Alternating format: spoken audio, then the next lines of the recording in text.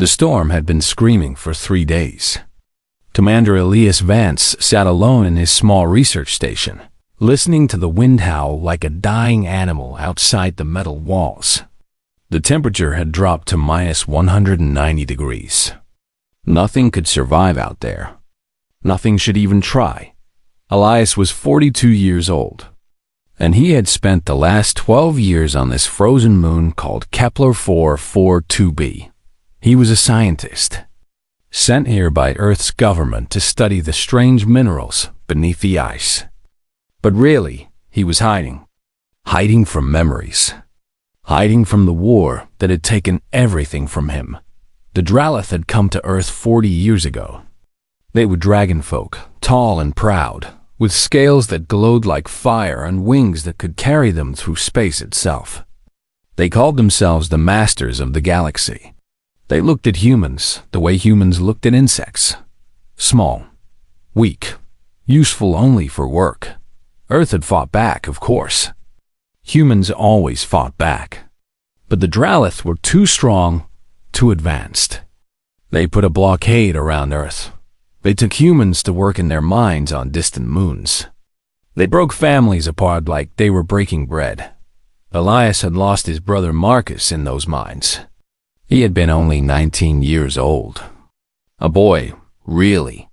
The Dralith worked him until his body gave out, and then they threw him away like garbage. Elias had received the news on a cold morning, and something inside him had frozen solid that day. It had never thawed. So when the alarm on his external sensors began to scream, Elias ignored it at first. Probably just debris hitting the outer walls. The storm was throwing everything around like toys. But then the sound came. A knocking. Weak and desperate, like a dying heartbeat against his airlock door. Elias walked slowly to the monitor and looked at the external camera. What he saw made him stop breathing. It was a Dralith. She was tall, maybe 7 feet, but she was bent over and shaking like a leaf in wind. Her scales, which should have been bright and glowing with inner fire, were pale and cracked like old paint. Frost covered her folded wings. Her claws scraped weakly at the metal door, leaving thin marks in the ice. Her eyes found the camera. They were golden, with pupils shaped like slits. And they were filled with something Elias had never seen in Dralith eyes before. Fear. Pure. Naked fear. Her mouth moved, and her voice came through the external speakers. Broken and rough like gravel. "Please," she said. "Human, I am shivering. Let me in. I beg you." Elias stood very still. His hands were shaking, but not from cold. A Dralith, begging, at his door. Part of him wanted to laugh. Another part wanted to scream. The Dralith had never begged for anything in their entire history. They took what they wanted. They burned what they did not need. They had killed millions of humans without a single moment of guilt. And now one of them was dying at his doorstep, asking him for mercy. "I have nothing to give you," she continued, her voice growing weaker. "I am poor. I am outcast. But I will reward you, human. I swear it on my clutch fire. Whatever you ask, if I survive this night, please, please let me in." The temperature outside dropped another 5 degrees. Elias watched the frost grow thicker on her scales. He watched her legs begin to buckle. She would be dead within the hour. Maybe less. He thought about Marcus. He thought about the mines. He thought about all the humans who had died in their Dralith claws, crying for help that never came. This was justice, wasn't it? This was karma. The universe was giving him a gift. All he had to do was nothing. Just sit and watch and let the cold do what the cold does best. The Dragonwoman fell to her knees. She pressed her forehead against the door, and Elias could see that she was crying. The tears froze on her cheeks the moment they left her eyes, turning into tiny crystals of ice. "I am sorry," she whispered. "I am sorry for what my people have done. I am sorry.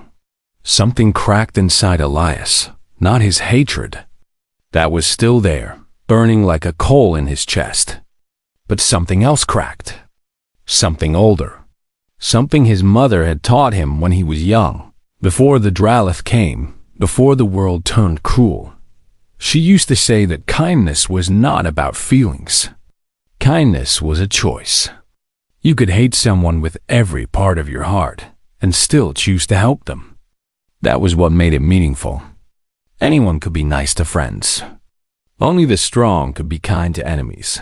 Elias had not felt strong in a very long time. But standing there, watching this creature die, he made a choice. He pressed the button.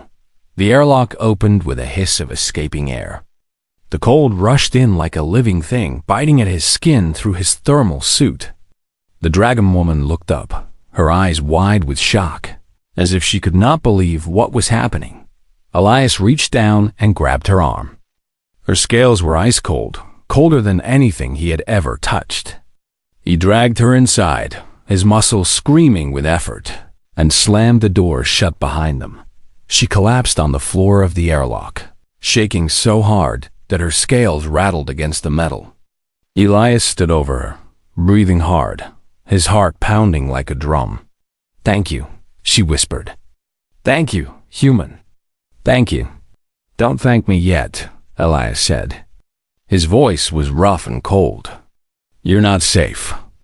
You're just not dead." He walked to the storage locker and pulled out every thermal blanket he had. He wrapped them around her one by one, layer after layer, until she looked like a silver cocoon. Then he turned up the heating unit to its maximum setting and fed it extra fuel cells. The Dragonwoman watched him with those golden eyes. She was still shivering, but the shaking was starting to slow. "Why?" she asked. "You hate my kind. I can see it in your eyes. I can smell it on your skin. So why did you save me?" Elias did not answer for a long moment. He just stood there, looking at this creature that represented everything he despised. Wrapped in his blankets, taking his warmth, using his fuel. Finally, he spoke.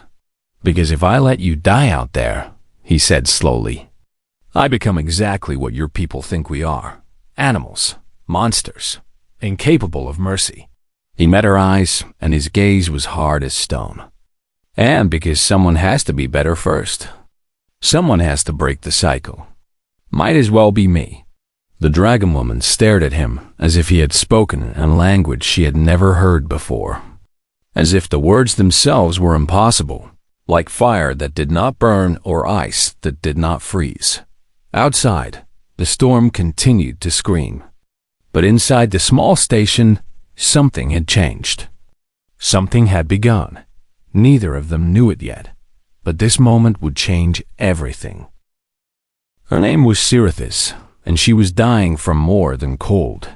Elias learned this slowly, over the first few days after the storm began to calm. The Dragonwoman was still too weak to stand for long, so she lay wrapped in blankets near the heating unit, her pale scales slowly regaining some of their color. She slept a lot, and when she woke, she shivered even though the room was warm enough to make Elias sweat. On the third day, she finally told him her story. "I was a flame singer," she said. Her voice was still rough, but it was stronger now. "Do you know what that means?"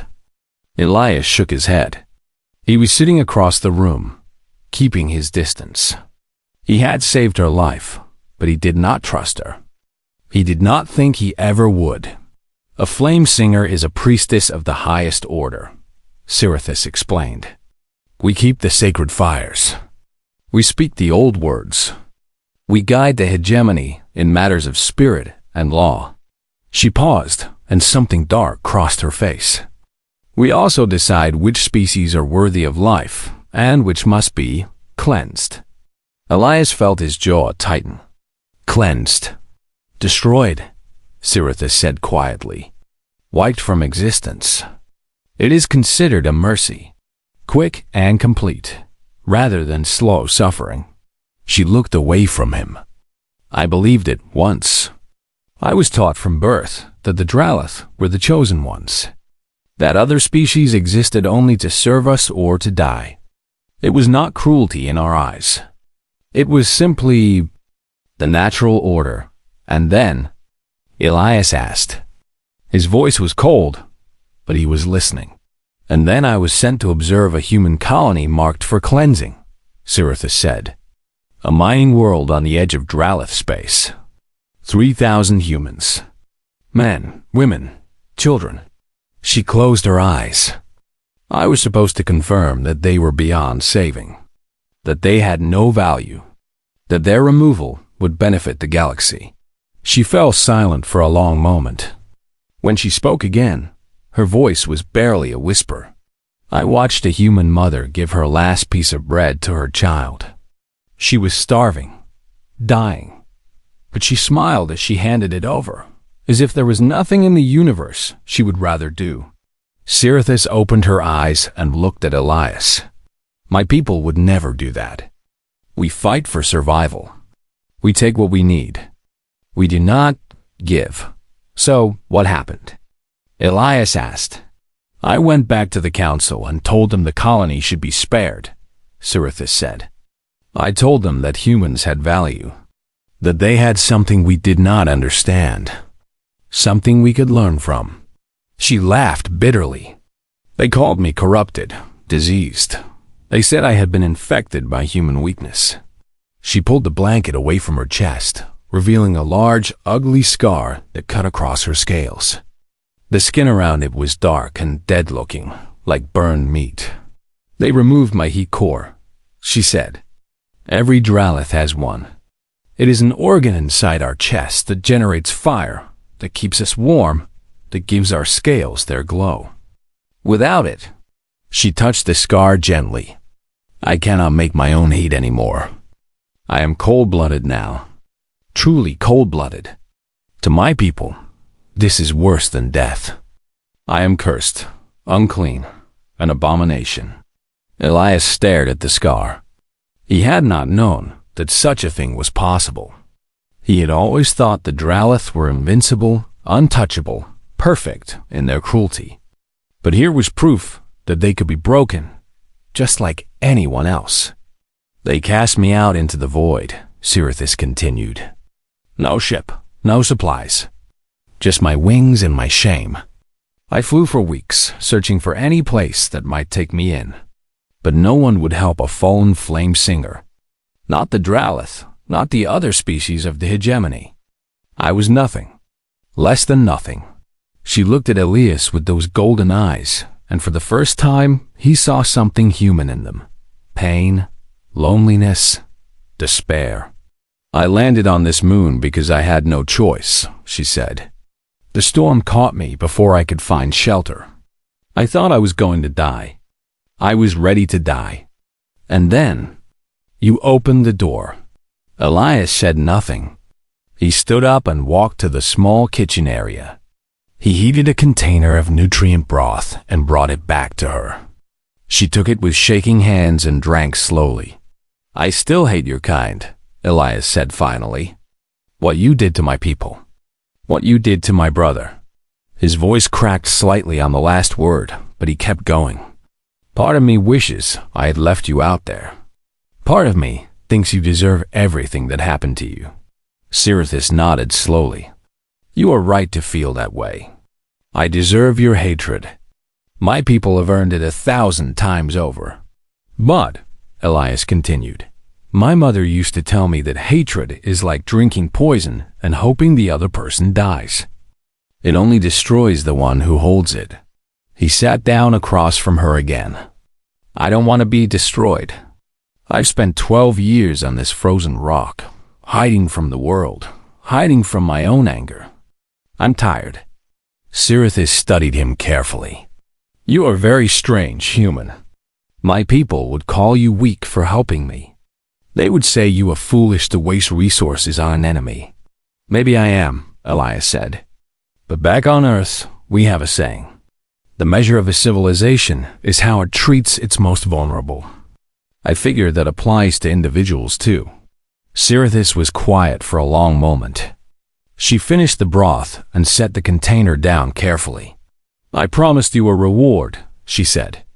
"When I was begging at your door, I said I would repay you for saving my life." "I don't want anything from you," Elias said.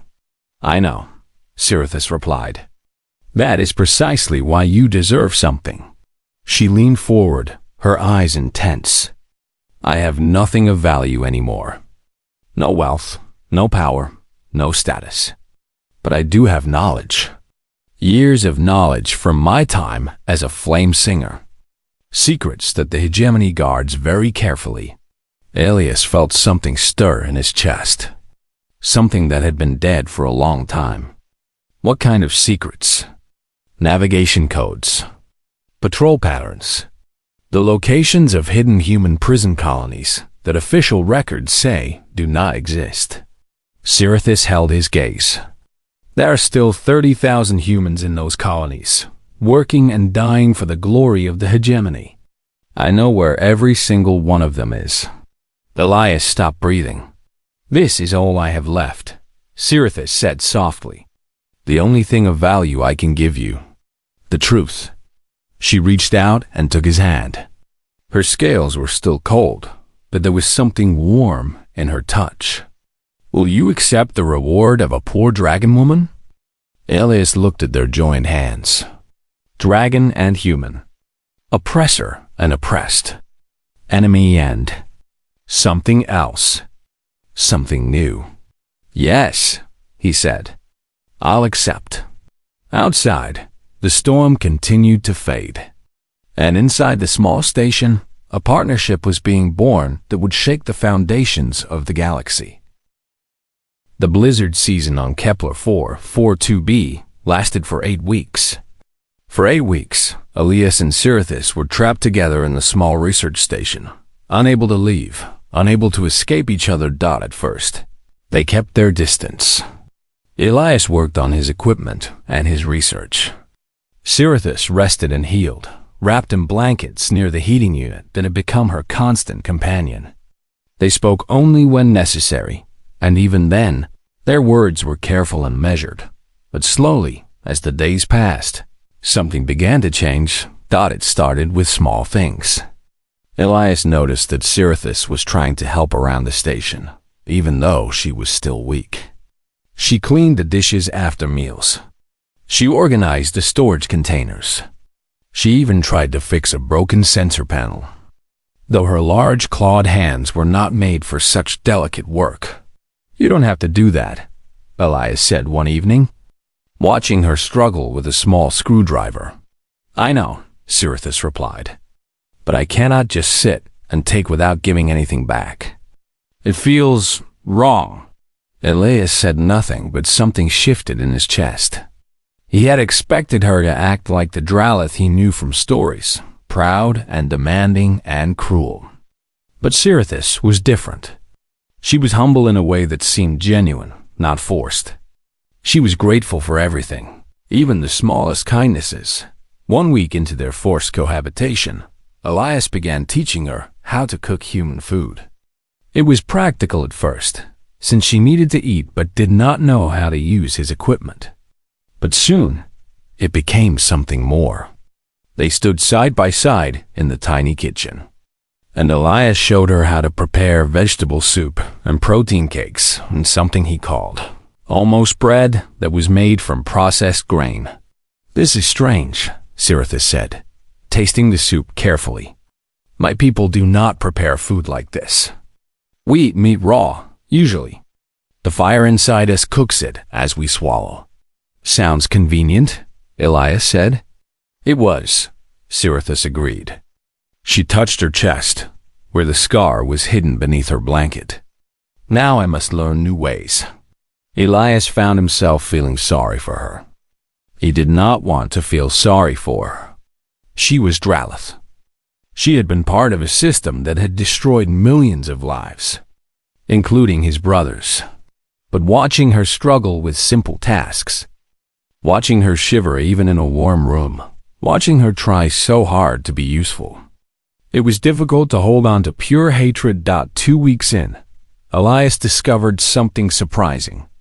Sirithis was curious about everything. She asked questions constantly. What is this machine? How does this tool work? Why do humans use writing instead of memory songs? What is the purpose of that small plant growing under the light? Elias explained his hydroponic garden, a tiny collection of vegetables and herbs that he grew for fresh food. Sirithis was fascinated. She watched him tend the plants with something like wonder in her golden eyes. You care for these living things, she said. You give them water and light and attention, even though they are so small and weak. Why? Because they need care to survive, Elias said. And because taking care of something else makes you feel less alone. Sirithis was silent for a long moment. Then she said, My people would never understand this. We do not nurture weakness. We destroy it. And how has that worked out for you? Elias asked. The question came out harsher than he intended, but he did not take it back. Sirithis looked at him, and there was no anger in her eyes. Only sadness. Not well, she admitted. I am beginning to see that now. 3 weeks in, Sirithis began keeping her promise. Every evening, after their simple meal, she would sit with Elias and share information. She drew maps of hegemony space from memory, marking the locations of patrol routes and military bases. She listed navigation codes that would allow a human ship to slip through Dralith defenses undetected. And most importantly, she described the hidden prison colonies where humans were kept as slaves. There are 12 colonies in total, she said one night, pointing to marks on a hand-drawn map. The largest is on a moon called Vector 7. Nearly 8,000 humans work in the mines there. The hegemony does not acknowledge that it exists. If anyone asks, those humans are listed as dead. Elias stared at the map with burning eyes. 8,000 people. Living, breathing, suffering people. And the galaxy thought they were gone forever. How do you know all this? He asked. Because I helped create the records that hid them, Sirithis said. Her voice was heavy with shame.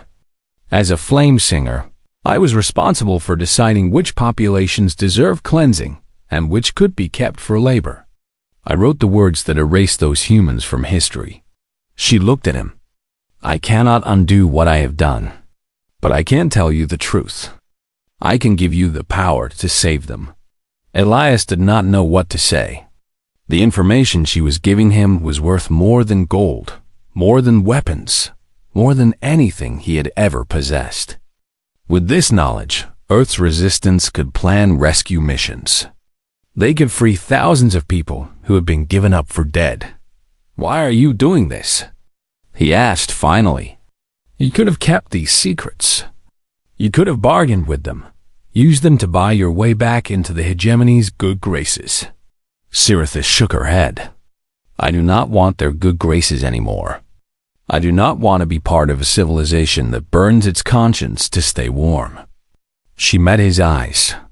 You showed me mercy when I deserved none. You gave me blankets and food and warmth when you had every reason to let me die. This is the only way I know how to repay that kindness. The only thing I have left to give. 4 weeks in, something unexpected happened. Elias laughed. It was a small thing. Sirithis had tried to eat something called a pickle, and her face had twisted into such a look of horror and disgust that Elias could not help himself. The laughter burst out of him like water breaking through a dam, and once it started, he could not stop. Sirithis stared at him with wide eyes. She had never heard him laugh before. She had never seen a human laugh at all, actually. In the mining colonies, there was nothing to laugh about. What is happening? She asked, alarmed. Are you ill? Should I fetch medicine? This only made Elias laugh harder. And after a moment, Sirithis began to make a strange sound herself. A deep rumbling in her chest that might have been Dralith laughter. They sat there together, laughing at nothing and everything. And for just a moment, they were not enemies. They were not oppressor and oppressed. They were just two lonely creatures, trapped in a storm, finding something to smile about. Elias did not forget his hatred that day. He did not forgive the Dralith for what they had done to his people. But he began to see Sirithis as something separate from her species. An individual. A person. And that made everything more complicated. The blizzard season ended on a quiet morning. Elias woke up and realized that for the first time in weeks, he could not hear the wind screaming outside. The storm had finally passed. He walked to the window and looked out at the frozen landscape. The ice stretched in every direction, white and empty and still. The sky was clear for the first time since Siratis had arrived, showing the distant stars that humans had once dreamed of reaching. Sirithis joined him at the window. She was stronger now, able to walk without help, though she still kept a thermal blanket wrapped around her shoulders at all times. Without her heat core, she would be cold for the rest of her life. "It is beautiful," she said softly. "I never noticed before.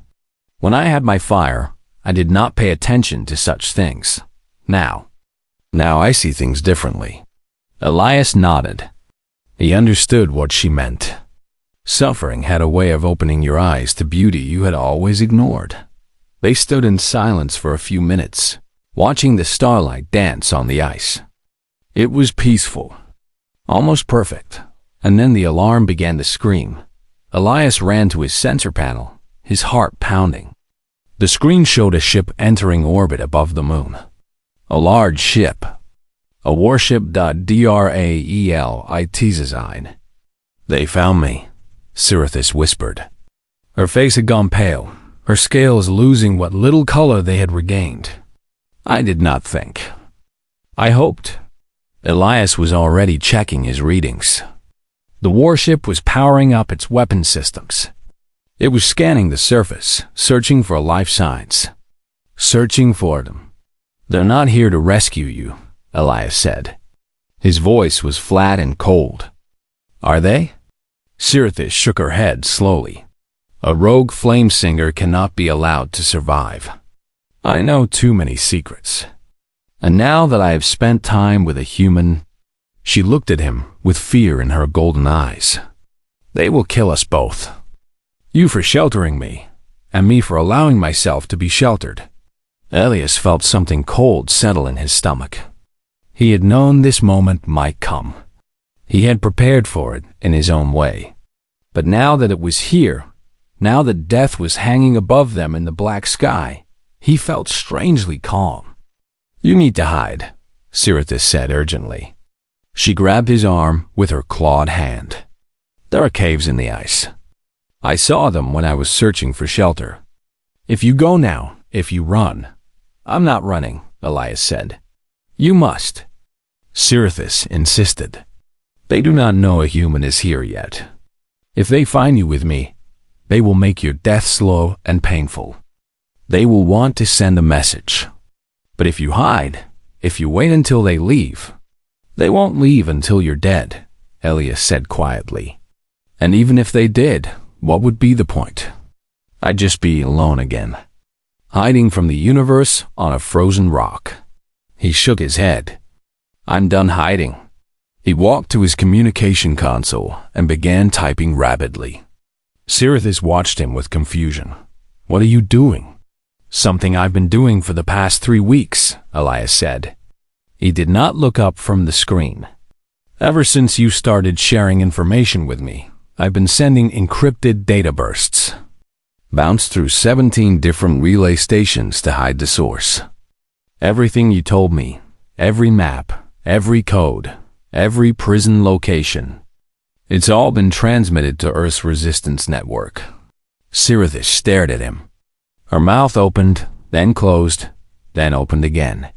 You were using me?" Elias finally looked up. His eyes were hard, but not cruel. "No," he said firmly. "I was honoring your gift. You gave me the truth. You gave me information that could save thousands of lives. And I made sure it would actually save them." He turned the screen so she could see it. Confirmation signals were blinking in, one after another. Messages from resistance cells across human-controlled space. 12 prison colonies, Elias continued. 30,000 humans. Rescue operations are already being planned. The first missions will launch within the week. He met her eyes. Your information wasn't just words, Sirithis. It was freedom. Real freedom for real people. Sirithis stared at the screen. Her hands were shaking, but not from cold this time. They will be saved? The humans in the colonies? As many as we can reach, Elias said. It won't be easy. Some missions will fail. Some people won't make it. But thousands will be freed who would have died in chains without you. He reached out and took her hand. That's what your reward meant. That's what your truth was worth.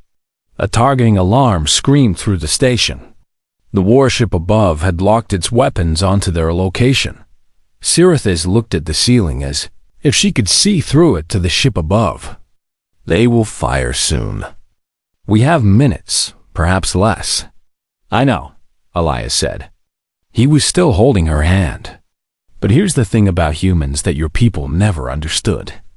We're not just afraid of dying. We're afraid of dying without meaning. He gestured at the screen, still blinking with confirmation signals. We have meaning now. We have purpose. Whatever happens next, we change something. We made a difference. My people will call you a fool, Sirithis said. There were tears forming in her golden eyes. They will say you threw your life away for nothing. For sentiment. For weakness.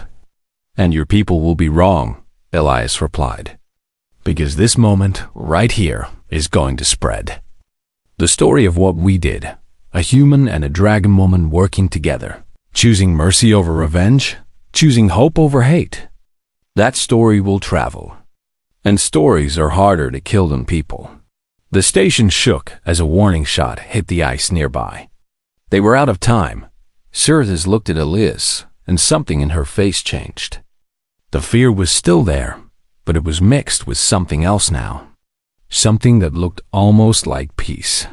I have lived for 300 years, she said softly. I have seen empires rise and fall. I have watched stars burn out and new ones ignite.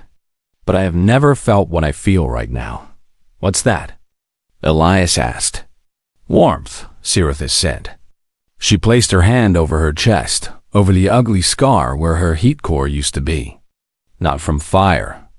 Not from blankets. Warmth from inside. From you. She looked at him with wonder.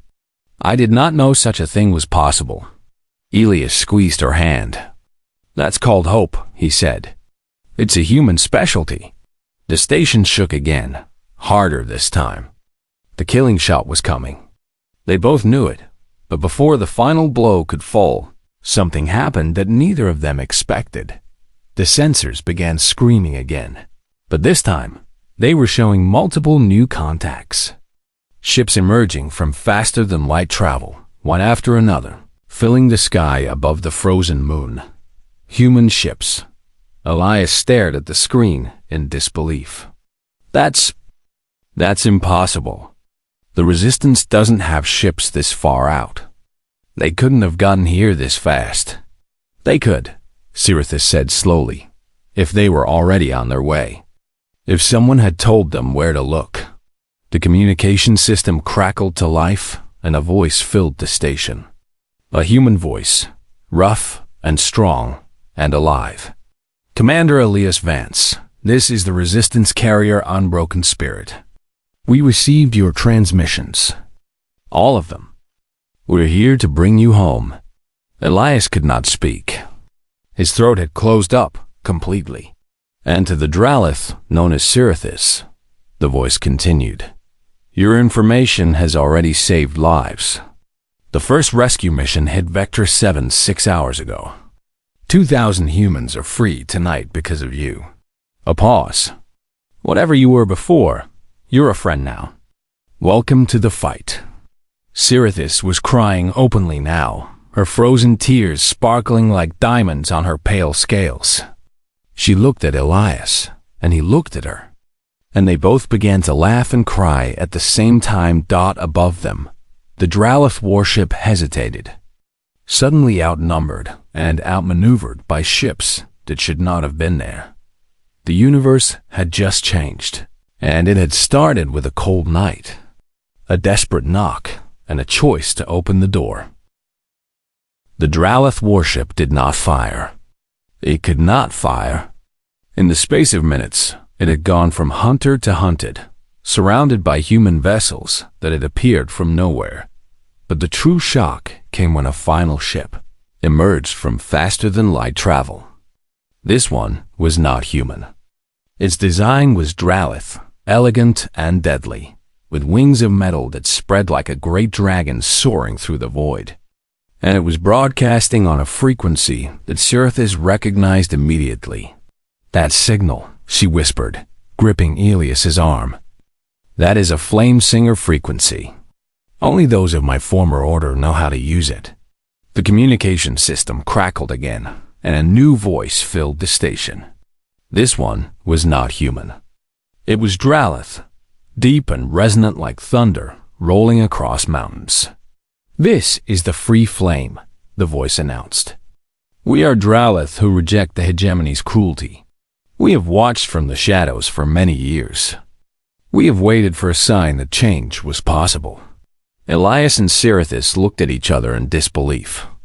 "Today we received that sign," the voice continued.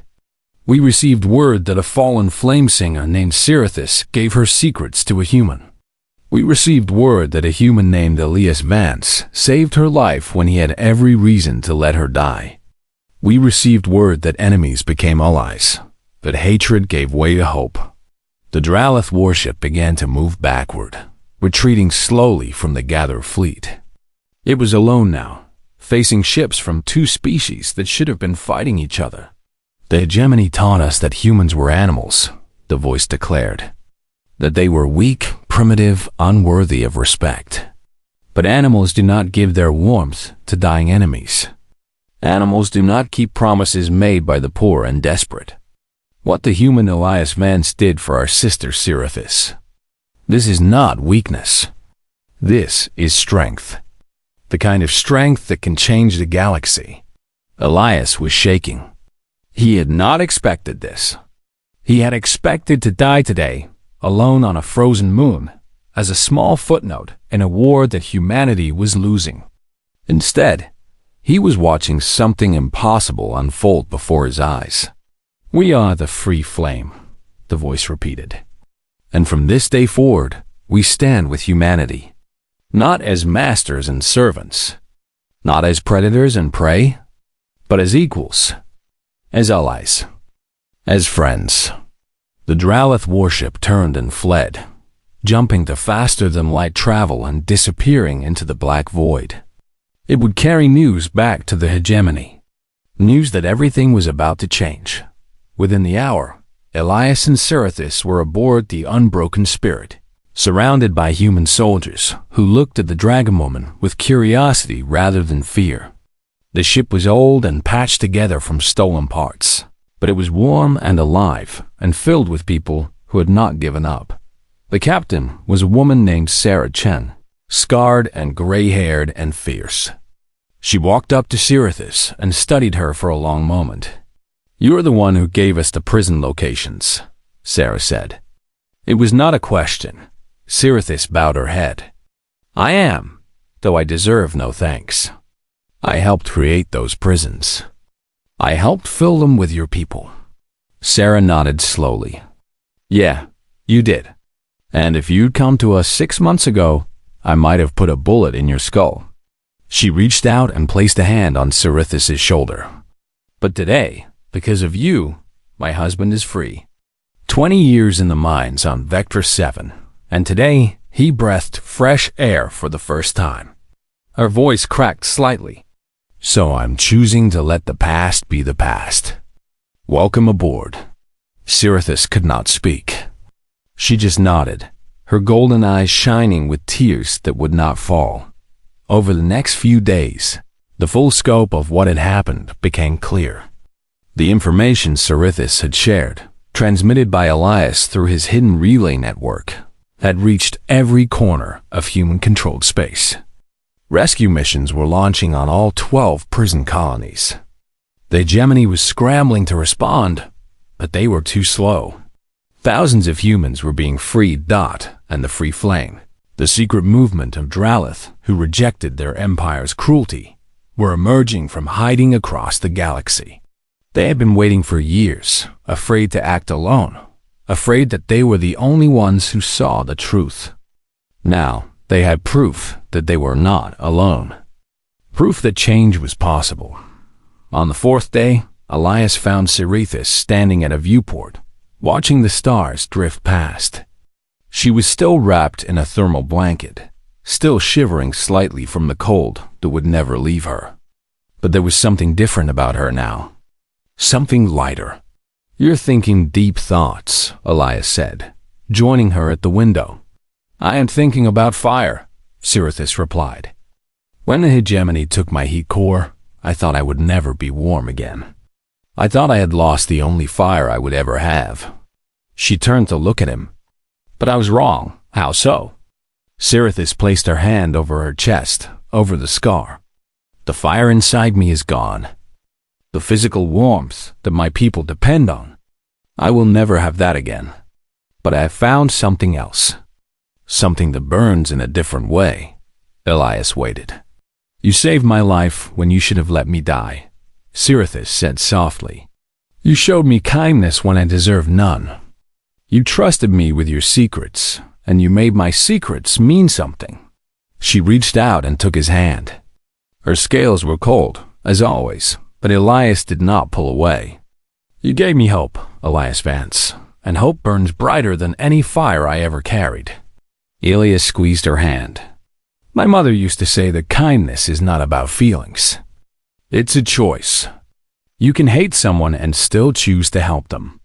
That's what makes it meaningful." "Your mother was very wise," Cerithis said. "She was." Elias smiled sadly. "She died in the first year of the occupation. She never saw what the Dralith became. But I think she would be proud today. I think she would be glad to know that her lessons helped start something good." They stood together in silence, watching the stars. The war was not over. The hegemony still controlled most of the galaxy. The blockade around Earth still stood. There would be battles and losses and dark days ahead. But something had shifted. Something fundamental had changed. For the first time in 40 years, humans were not fighting alone. For the first time ever, Dralith were standing beside them, not above them. The impossible had become possible. Within a year, the blockade of Earth would shatter. Within 5 years, the hegemony itself would begin to crumble, torn apart from within by Dralith, who had seen a better way. Within a generation, the galaxy would be transformed, reshaped by an alliance that began with a single act of mercy, and it all started on a frozen moon. During a terrible storm, when a dying Dragonwoman knocked on a door and begged for help, Cerithis looked at Elias, and he looked at her, and they both understood something that needed no words. They had changed each other. They had changed everything. Not through strength or violence or cunning, but through the simplest and most powerful thing in the universe, a choice to be kind. "I promised you a reward," Cerithis said quietly. "When you first let me in, I said I would repay you for saving my life." "You gave me the information," Elias said. "The prison locations, the codes, everything. That was more than enough." Cerithis shook her head. "No, that was not my real reward. Information can be shared by anyone. What I truly gave you, what you truly gave me, it cannot be measured or transmitted or sold." "What was it then?" Cerithis smiled. It was a strange expression on her dragon face, but it was unmistakably warm. "Hope," she said. "You gave me hope that we can be more than what we were made to be. And I gave you hope that even your enemies can change." She squeezed his hand one final time. "That is the reward of a poor Dragonwoman. The only thing of value I ever really had." Elias smiled back. "That's the most human thing there is." And standing there, watching the stars drift by, the human and the Dragonwoman understood why humanity had never truly been conquered.